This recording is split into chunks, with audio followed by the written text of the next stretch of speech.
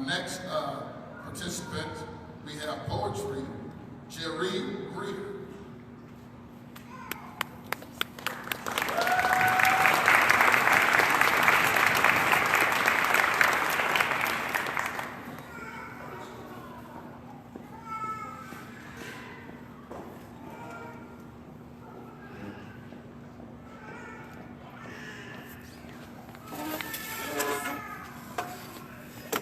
Closer. Like I said, my name is Jerry Greer. My poetry name is J&G Radio. Racial healing to me looks like snow-capped mountaintops and the warmth from the sun reaching down deep into the surface rocks. It looks like wildlife drinking from fresh springs on the side of the curving road, and it looks like the coves hidden with treasures of ethnic gold. It looks like nourishment for dry souls, and as you digest racial equality, it factors in the needs and seeks the right places in our divine molds. It looks like humility as you walk by the unfortunate face and speak life. It looks like perfect hues of imperfect colors of rainbows in our skies. It looks like conversation over tea, scalding hot topics that bring to surface, after great leaps, understanding and depths of knowledge. It looks like a set of eyes with a lended voice, speaking out and speaking up with an unshakable choice.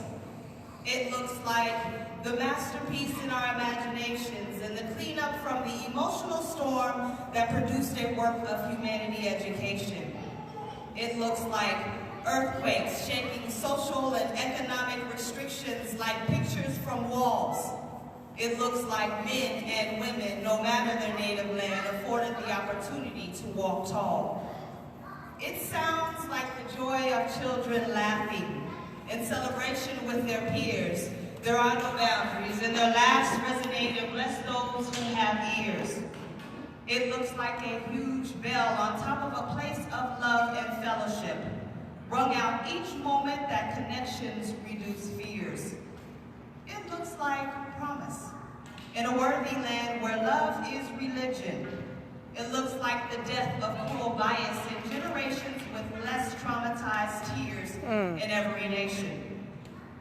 It looks like broken chains, both professional and personal.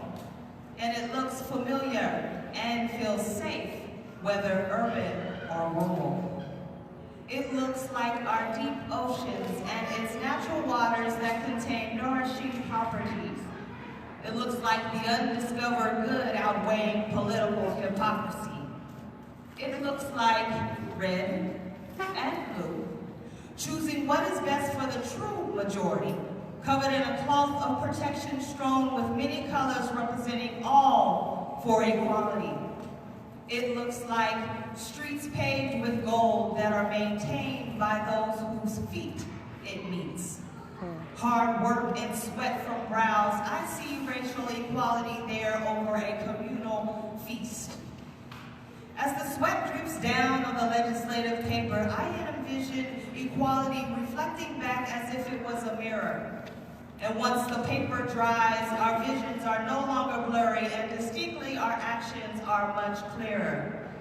I see a perfect delegation of dishonorable truths being called out and dismantled at their undesirable roots. I see acceptance of the things we cannot change, and I see bravery in the things that we commit to and can. I see songs being sung in a united voice of dedication. I see a lifeline as we strive to preserve and lift each other up in going above and beyond our tolerable actions. It looks like a time that we cheer for more than athleticism, so that we do not limit one's dreams and deliver set expectations. It looks like the same treatment for all to combat social and economic crises. And it looks like being honest about core beliefs and embracing our truth, especially when you're caught up in it. It looks like not only the extinction of language, of racial slanders, but also the intent that is blatant, or subtle in a joke. A thought before exploiting those you call those dirty words and choosing words that inspire and translate hope. It looks like the absence of bombs on our land is a silent, publicized death of terroristic threat on our freedom. It looks like a celebration of triumph that my peers possess freedoms to be different than me. It looks like no longer choosing to accept justification that minorities ruin neighborhoods, while acknowledging the historical context of captivity from continents that we choose to be monumental in making America great again for good. It looks like the same opportunity for those that have a family history of wealth as it does for the person who does not know their family history at all in one breath. It looks like no offense taken from freedom of expressions when minorities and marginalized populations speak up and we're careful to not deem it reverse racism. It looks like beautiful humans who no longer check a box that does not fit. It looks like the face of injustice is uncovered and a coordinated community response that is swift. It looks like unity on every corner for our blues in their patrol cars as they spin. It looks like an unorthodox change for a better future as we conquer crime and injustices while diving in. It feels like energy that cannot be silenced that result in explosions much like volcano silence. It looks like the demolition of liquor stores on our street corners that are struck with poverty. And it looks like the transformation of those empty lots to community gardens, bringing healing as a lifestyle and increasing community. It looks like Martin Luther King's message in a dream with a nonviolent militant passion. It looks like Gandhi's mastered internal peace and Maya Angelou's motivation to push boundaries through her words of dedication. It looks like Angela Davis' loyalty and fearless perseverance in the face of unnatural death. It looks like remembrance and honor and a celebratory mourn for those assassinated in their life's quest.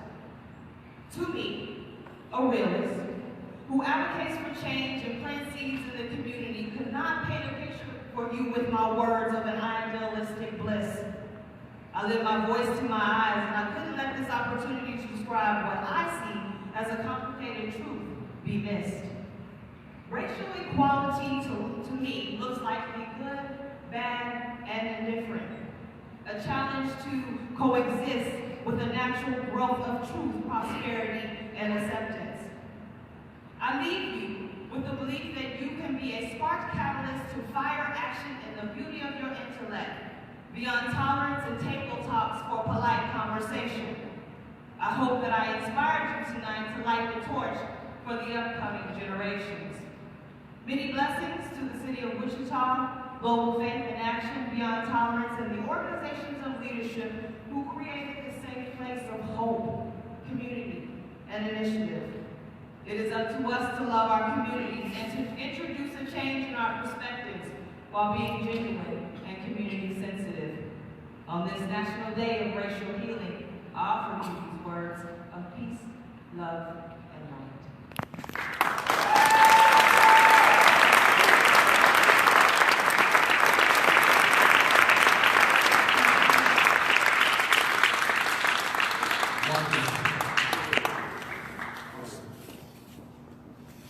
Our second poet tonight is Fruitful Rainbow.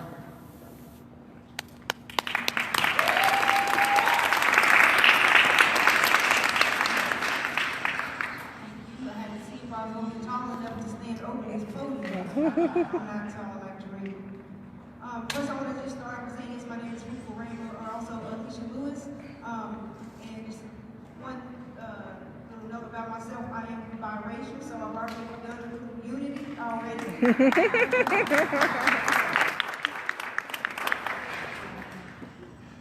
When I was born, they were almost happy.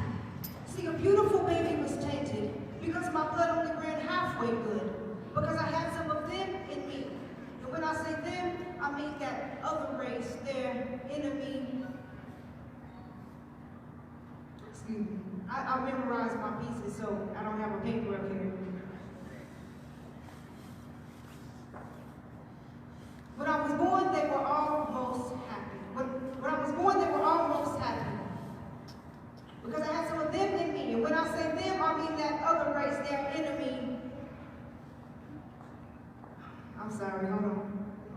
Good.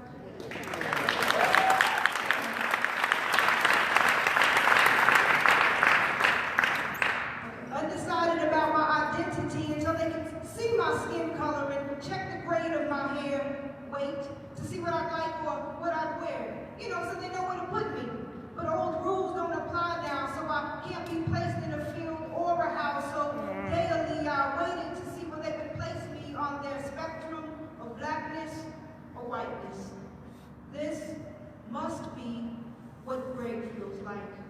Unwanted by both sides, uncategorized, between a rock and a hard place, I was like a piece in a puzzle of racial stereotypes that just didn't quite fit, no matter how hard they pressed or how hard they tried to figure me out by the way that I dressed. I admit, I thought I was in the middle, but maybe I am more of an outside piece, I guess. See, I was kept at a distance, marked traitor at birth, born amidst gunfire and ancient warfare, poisoned with hidden animosities that seep from a long train of a painful history, keeping me a fraction away from what they want me to be. See, I had nothing to hold claim to but being called mixed up, or compared to a mule, or just plain other. But I'd like a name besides other, because I don't want to wait to be famous or worthwhile to be claimed. See, it didn't look like I was going to do great things. See, I don't play golf like Tiger Woods. I ain't no Halle Berry. I'm not lined up to be president like Obama, and I cannot sing like Mariah Carey. Well, how she used to sing when everyone still liked her. Therefore, I would resolve to be me. I'll strive to match my identity with people who love beyond color, who live beyond these social constructs, and it won't be a matter of if it's the black or the white in me, because I'll be singing in harmony with those who marched in our past to bring forth our future, to bring healing to a nation, so that the statement, all men are created equal, can ring true. Praise God. Thank you.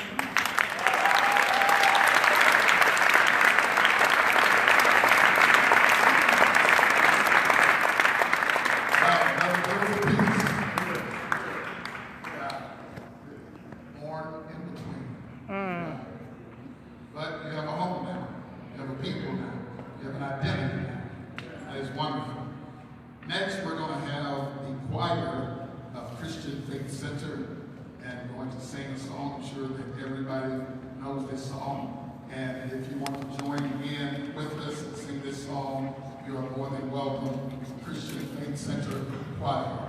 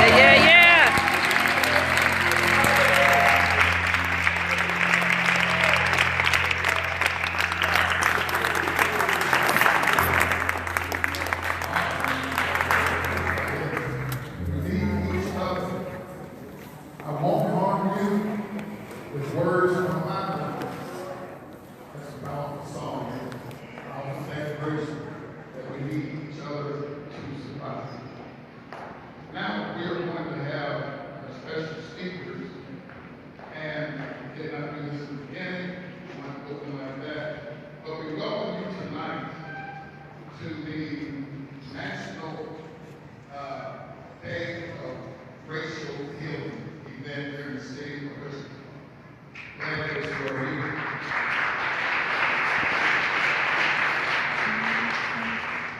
This has been a project in the making for a while. I call her Councilwoman. I don't say former, just like President, I still call him President Carter, President Bush, President Obama, President Clinton. So I call her Councilwoman Williams. Councilwoman Lavonda Williams is a board member for the National League of Cities.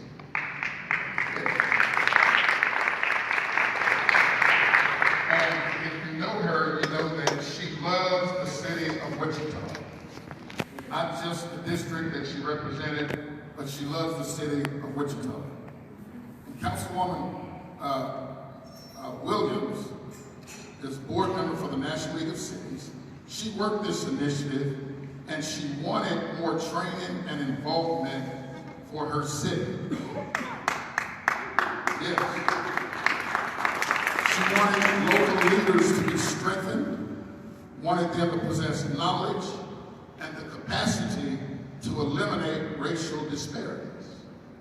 And when her time was up, Councilman Brandon Johnson was elected. And she passed the torch to Councilman Brandon Johnson. And with his work, his knowledge, his perseverance, he is taking the torch and he will carry the torch and he will be the keeper of the flame. And I want Council Member Brandon Johnson to come and welcome and address the crowd. Let's give him a good hand. Councilman Brandon Johnson.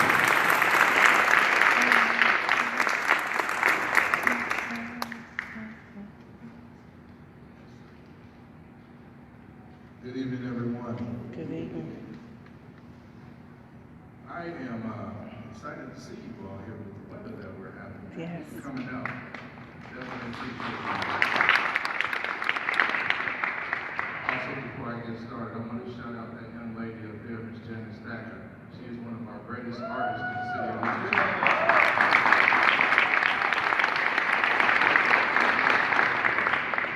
So we are here on the National Day of Racial Healing, and some things that we should consider. Yes, this was something that has continued from former Councilwoman Williams into now, but what is racial healing? What does it mean to you? To me, racial healing cannot happen without some form of action. And that action means we must be held accountable to that action, whether it's the city, whether it's us as individuals. And race is tough. It's a complex issue. All the complexities of the truth, the painful truth, not wanting to offend one another. But the reality is we have to have those difficult conversations. And often that healing comes with a little bit of hurt because we have to admit some wrong. And I think that we all have recognized in this room that wrong has happened. And I don't have to highlight everything, but we can look at the 1937 map of redlining in Wichita and see how that impacts us still here today. We can see how policies have impacted us still here today. And the question then becomes, what are we going to do about it? And the question that I always get back to everyone is, what are you going to do about it? Everyone in this room has a role to play. Coming here is a great step in hearing about those issues, but when we leave this room, what are we going to do? Are we going to have those difficult conversations?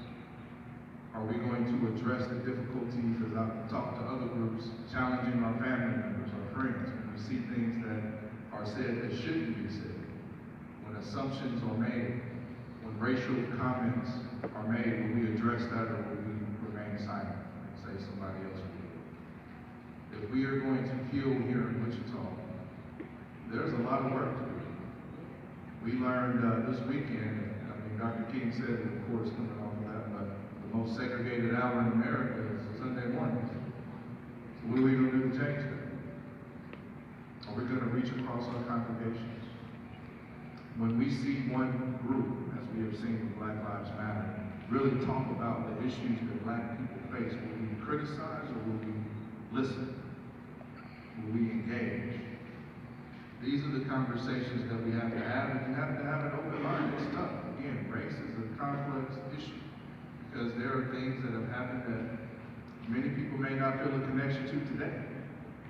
One of the things we often hear is no one in America now owns slaves. So why do you bring it up? Everyone has the same opportunity. So why do you bring it up? When the truth of that is much more complex. And it takes an open mind to dive deep in to see that we actually don't have the same opportunity. And there are issues.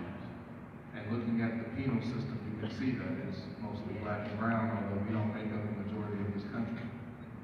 So again, there are issues that we have to address, and it cannot just be closing our minds to one side of it. We have to hear it, we have to engage it, and then we have to commit ourselves to working toward it. So what I can tell you on behalf of the city of Wichita is there's more coming. This partnership is going to grow and strengthen.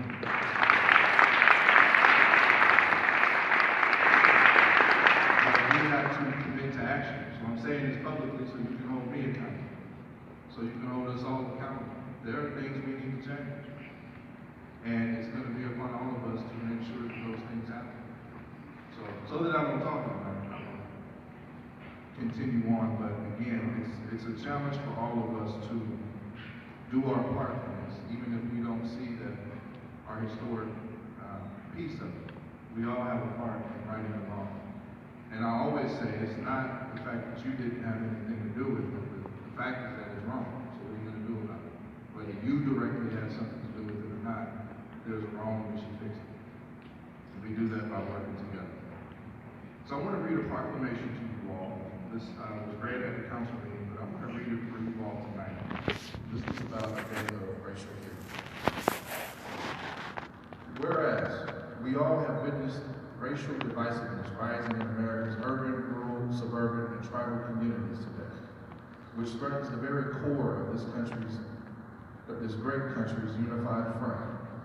And whereas, just like those who came before us, it is our duty to protect the children of this country and maintain communities in which they may all be given the opportunity to succeed. And we must all work earnestly to heal the wounds created by racial, ethnic, and religious bias while building an equitable and just society. And these are all action terms. Whereas, children should have the right to be provided every opportunity to learn, grow, and thrive in nurturing environments which do not violate their safety, dignity, and humanity. And whereas each person has the capability to make a simple change from within which can have a profound effect on an entire society by dedicating themselves to the principles of truth, racial healing, and transformation, we can bring about the necessary changes in thinking and behavior that will propel this great country forward as a unified force where racial biases will become a thing of the past. And whereas racial healing is a vital and crucial commitment to the education, social, mental, and overall well-being of our children. Now therefore be resolved that I, Brandon Johnson, on behalf of Jeff Longwell, Mayor of the City of Wichita, with the Wichita City Council, do hereby proclaim January 22nd, 2019 as the National Day of Racial Healing, in Wichita, and ask our community in conjunction with others throughout the United States of America to promote racial healing and transformation in the ways that are best suited for them individually as a means of working together to ensure the best quality of life for every child. Thank you all for being here this evening.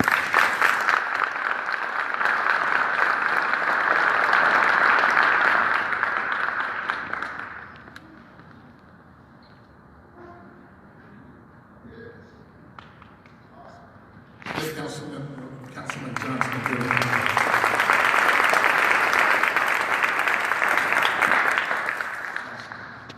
We are grateful to have a group of speakers from different cultures, races, religions that will speak to us tonight. Our second speaker is Ms. Rhonda Tahi.